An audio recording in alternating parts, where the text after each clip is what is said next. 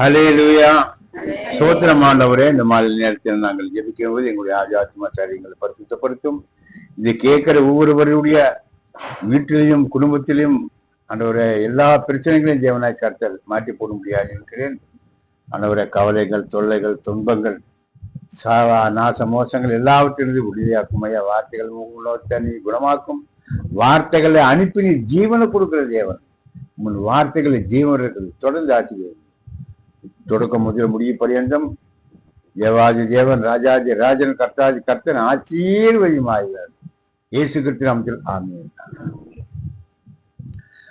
அடிமை நான் ஆண்டவரே, என்னை ஆட்கொள்ளும் என் தெய்வமே. அடிமை நான் ஆண்டவரே, என்னை ஆட்கொள்ளும் என் தெய்வமே. தெய்வமே தெய்வமே, அடிமை நான் ஆட்கொள்ளும். என் உடல் உமக்கு சொந்தம், இதில் என்னாலும் வாசம் செய்யும். என் உடல் உமக்கு சொந்தம், அதில் என்னாலும் வாசம் செய்யும். அடிமை நான் ஆண்டவரே, என்னை ஆட்கொள்ளும் என் தெய்வமே. வானத்துக்கும் பூமிக்கும் சகல அதிகாரம் படுத்த நல்ல ஆண்டவரே, உமது பிள்ளைகளுக்கு, இதை பார்த்து கொண்டிருக்கிற உமது ஜனங்களுக்கு சுவிசேஷத்தை அறிவிக்கும்படியாக நீ செய்த கேள்விக்காக அல்லேலூயா, அல்லேலூயா, அல்லேலூயா. நாம ஜெபம்ங்கிறது எப்பவுமே பண்ணிட்டு இருக்கணும். எப்படி ஜெபம்ங்கிறது எப்பவுமே யாருக்கு வேணும்? இயேசு சாமி நம்பி இருக்கிற பிள்ளைகளுக்கு கிட்ட என்ன இருக்கணும்? ஜெபம் எப்பவுமே. ஜெபம் இல்லாத வீட்டுல என்ன இல்லை? ஜெயம். அல்லேலூயா, அல்லேலூயா. ஜெபம் இல்லாத வீட்டுல ஜெயம்.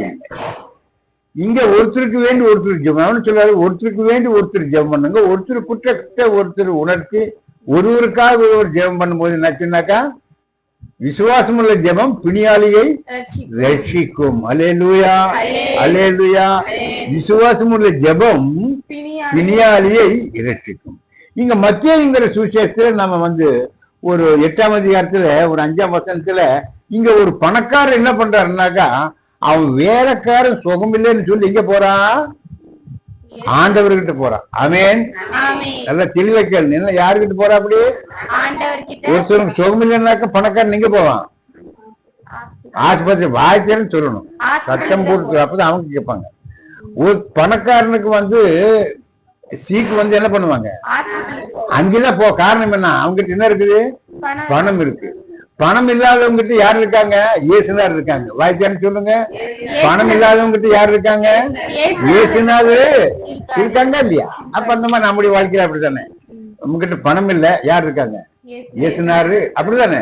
அப்ப பணத்துல செலவு பண்றதா இருந்தாக்கா அந்த அளவு நம்ம கிட்ட நம்ம ஒண்ணுமே பெரிய ஆளுங்க கிடையாது. ஆனா ஆண்டவர் நம்ம கூட இருக்கும்போது நமக்கு நாமே பெரிய ஆள். ஆமென். அல்லேலூயா. அப்போ நாம அதை படிக்கலாம். 5ஆம் வசனத்தை படிக்கலாம். இயேசு கப்பர்நகூமில் பிரவேசித்த போது 100க்கு அதிபதி ஒருவன் அவரிடத்தில் வந்து, ஆண்டவரே, என் வேலைக்காரன் வீட்டிலே திமிர்வாதமாய் கிடந்து கொடிய வேதனைப்படுகிறான் என்று அவரை வேண்டிக் கொண்டான். அதற்கு இயேசு, நான் வந்து அவனை சொஸ்தமாக்குவேன் என்றார். 100க்கு அதிபதி பிரதித்திரமாக, ஆண்டவரே, நீர் என் வீட்டுக்குள் பிரவேசிக்க நான் பாத்திரன் அல்ல. ஒரு வார்த்தை மாத்திரம் சொல்லும், அப்பொழுது என் வேலைக்காரன் சொஸ்தமாவான். அல்லேலூயா. இப்ப அவன் என்ன எதிர்பார்க்கிறா? ஆண்டவருடைய வாயிலிருந்து புறப்படுற வார்த்தையை எதிர்பார்க்கிறான். இப்ப புரியுது உங்களுக்கு? அந்த பணக்காரன் நினைச்சிருந்தாக்கா சொந்த முடியா தூக்கி வண்டியில் போடுறா, ஆஸ்பத்திரிக்கு அங்க போட இங்க போடா, இல்ல டாக்டரே வர சொல்ல அப்படி சொல்லியிருக்கலாம். ஆனா இவனுக்கு எந்த நம்பிக்கை இல்லாக்கா? என்ன நம்பிக்கை இல்ல? பணத்து மேல நம்பிக்கை இல்ல, சொத்து மேல நம்பிக்கை இல்ல. யாரு மேல நம்பிக்கை இருக்கு? இயேசு சாமி மேல நம்பிக்கை. அல்லேலூயா. இத கேட்கிறவங்க, இத பாக்குறவங்க உணர்ந்து என்ன இது இப்ப நான் சொல்லிட்டே மாத்திரம் நீங்க தனிப்பட்ட முறைமா போய் உட்கார்ந்து நீங்க யோசனை பண்ணி பாருங்க. எது சரின்னு படும். இங்க கோடான கோடிச்சு பொண்ணுகள் என்ன பண்றாங்கனாக்கா நல்ல உடம்பு கொண்டு போய் ஆஸ்பத்திரிக்கு கொடுத்து வரும்போது என்ன பண்றாங்க, அவன் கேட்கிற லட்சக்கணக்கான பணத்தை கொடுத்து பாடியை எடுத்துட்டு ஆமென் அல்லேலூயா அல்லேலூயா அல்லேலூயா. அப்போ இயேசு சாமியை நம்புறவங்களுக்கு என்ன வேணும்னா ஒரே ஒரு வார்த்தை சொல்லும், ஆண்டவரே என்னுடைய வேலைக்காரன். அப்ப ஆண்டவர் சொல்ல நான் வரட்டும், ஐயோ நீங்க வந்து நம்ம வீட்டுக்கு வர்றதுக்கு நான் என்ன பாத்திரன் அல்ல. அவன் அப்பேற்பட்டு கோடிக்கு போறேன். அவன் சொல்ற கீழே படிக்கிற மகன் 100க்கு அதிபதி பிரயோஜனமாக ஆண்டவரே நீர் என் வீட்டுக்குள் பிரவேசிக்க நான் பாத்திரன் அல்ல, ஒரு வார்த்தை மாத்திரம் சொல்லும், அப்பொழுது என் வேலைக்காரன் சொஸ்தமாவான். நான் அதிகாரத்துக்கு கீழ்பட்டவனாயிருந்தும் எனக்கு கீழ்பட்டிருக்கிற சேவகரும் உண்டு.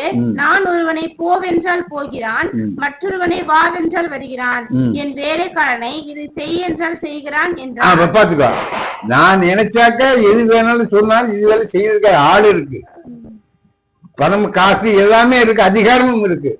ஆனா அதுல எனக்கு நம்பிக்கை இல்லை. இதுல நம்பிக்கை இல்ல, அந்த பணம் காசுல எனக்கு நம்பிக்கை இல்ல. ஆனா உங்களுடைய வார்த்தையில எனக்கு அல்லேலூயா. நம்ம பாக்குற மாதிரியா பெரிய பெரிய கோடிச்சு போற அங்க கொண்டு வச்சிருக்கிற சின்ன திரும்ப செல்வாயுது ஐசன் இருக்குது, அங்க இருக்குது, இங்க இருக்குதுங்கிற வரும்போது என்ன போச்சு,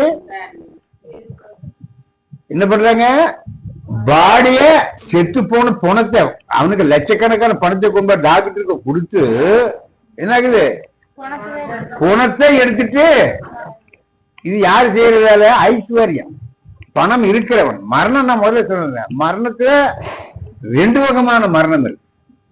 கிறிஸ்துக்குள் மரிக்கிறவங்க ஆசீர்வதிக்கப்படுவார்கள். ஆமென்.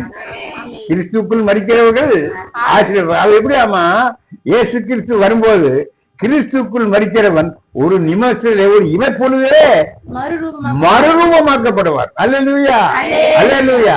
அது கிறிஸ்து. உலகத்துல மறைக்கிறவர்கள், உலகத்துல என்ன பணம் காசு நம்பி இப்ப பணத்தை பாக்குறதா இருந்தா ஜெயலலிதா கூட யாருமே பணக்காரர் கிடையாது. அந்த அம்மா எப்படி செத்தாங்க, வீட்லயே ஆஸ்பத்திரி இருக்குது, வீட்லயே கோயில் இருக்கு, வீட்லயே ஆஸ்பத்திரி வந்து வீட்டுல கோயிலும் இருக்கு. அந்த அம்மாவுடைய மரணம் என்னாச்சு, 75 நாள் பாடி வச்சுட்டு இருந்து கொடுத்தாங்க. ஆனா இங்க அதே மாதிரிதான் ஒருத்தன் ஆஸ்பத்திரிக்கு போயிடுச்சுன்னா அவனை கொண்டுட்டு போய் என்ன பண்ணாங்க, ஜெயலலிதா அம்மாவை 75 நாள் வச்சிருந்தாங்க. ஆனா இவனை வந்து காசுக்கு எத்தனை அமௌண்ட் ஆகுதோ அதெல்லாம் பார்த்து கொடுக்குற வரைக்கும் பாடி வச்சிருப்பாங்க. அப்புறம் நெல் வருது எடுத்துன்னு காசை கொடுத்துருக்கான். ஆனா அவன் காசாய் போகும், யாருக்கு, அவனுக்கு காசாய் போச்சு. அப்ப அந்த காசு கொடுக்கறவனுக்கு என்னாச்சுன்னா பணத்தை கொடுத்துட்டு பணத்தை கொண்டுட்டு வர்றான். அல்லேலூயா. பணத்தை கொடுத்துட்டு என்ன பண்றா, ஆனா உயிரோடு வர முடிஞ்சா சரித்திரமே கிடையாது. பெரிய பெரிய ஆளுங்க, பெரிய பெரிய பணக்காரங்க வீட்டுல என்ன இல்லை, நிம்மதி இல்லை. இப்ப நாம இருக்கிறது கூழோ கஞ்சியோ குடிச்சிட்டு இருக்கிறது, நமக்கு சாப்பிட்டு நம்ம நிம்மதியை ஜெபம் பண்ணி படுத்துக்கிறோம், நமக்கு எந்த பிரச்சனையுமே இல்லை. ஆனா பணக்காரனுக்கு அவன் சாகர வரைக்கும் பிரச்சனை இல்லை. செத்து போன அவங்ககிட்ட கணக்கு கேட்பாங்களாம், செத்து போன அவங்ககிட்ட போவாங்களாம். அவன் உயிரோடு இருக்கிற வரைக்கும் என்ன பண்ணுவாங்க, பண பிரச்சனை, வியாபாரம் அங்கே போச்சு, அங்க கொடுக்கணும், இங்க கொடுக்கணும், இங்க வரணும். ஐஸ்வர்யன் வந்து தேவனுடைய ராஜ்யத்தை சுதந்திரிப்பது இல்லை அப்படி. ஆனா இந்த ஐஸ்வர்யன் என்ன பண்றான், ஆண்டவரே நீ நமக்கு ஒரு வார்த்தை மாத்திரம், அல்லேலூயா, நீ ஒரு வார்த்தை மாத்திரம் சொன்னா போதும், நான் அதிகாரத்துக்கு கீழ்பட்டு பெரிய கோடிக்கு பொண்ணா இருக்கிற அதிகாரத்துக்கு எத்தனை பேர் வேலை செய்யறாங்க, எனக்கு அதுல எனக்கு என்ன இல்லை, நம்பிக்கை. இப்பவுமே சில விசுவாசி என்ன பண்ணுவாங்க, நான் போய் பாஸ்டிக்கிட்டு ஜெபம் பண்ணிட்டு வர்றேன். ஏன்னா இங்க யார் சர்ச்சில் யார் இருக்காங்க, இயேசுனாரு யார் இருக்காங்க. சிலர் வந்து என்ன பண்ணுவாங்க, நாம டாக்டர் கிட்ட போயிட்டு அப்புறம் இங்க வரலாம்னு சொல்லுவாங்க. அது விசுவாசமே இல்லை. ஒரே மனுஷன் போய் என்ன, இவன் பெரிய ஒரு பணக்காரன் என்ன பண்றான், அவன் வேலைக்காரனுக்கு வேண்டி என்ன பண்றான், ஆண்டவர்கிட்ட சொல்றான், ஆண்டவரே இந்த வேலைக்காரன் தீவிரவாதமா இருக்கிறான். அப்போ இங்க வந்து நான் வரலன்னு சொல்லும்போது ஆண்டவர் என்ன பண்றாரு, நான் வர, ஆண்டவர் சொல்ற நான் வரேன்னு.